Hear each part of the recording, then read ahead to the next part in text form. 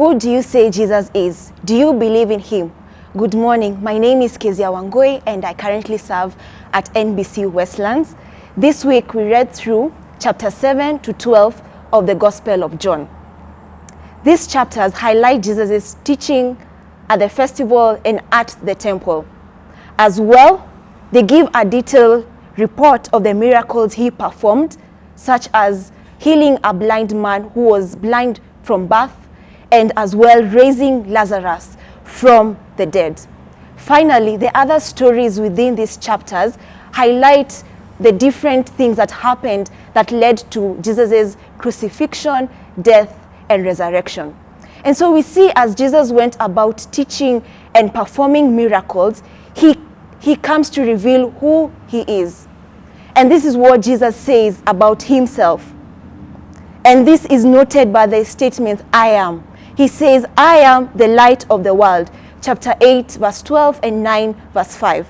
Second, I am the gate for the sheep. Chapter 10, verse 7 and 9. I am a good shepherd. He says in chapter 10, verse 11 and 14. And the fourth thing he says in these chapters is, I am the resurrection and the life. Chapter 11, verse 25.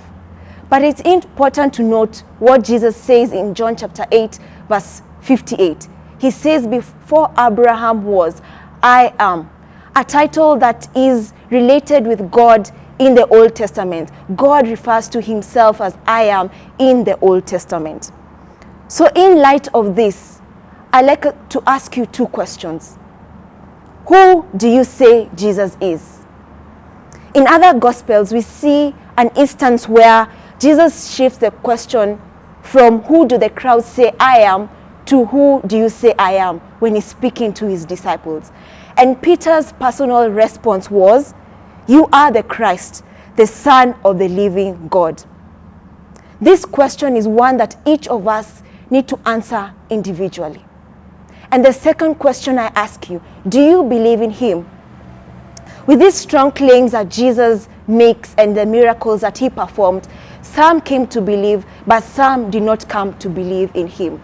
As scripture says, anyone who believes in him will never be put to shame. Romans chapter 10, verse 11. So, who do you say Jesus is? Do you believe in him?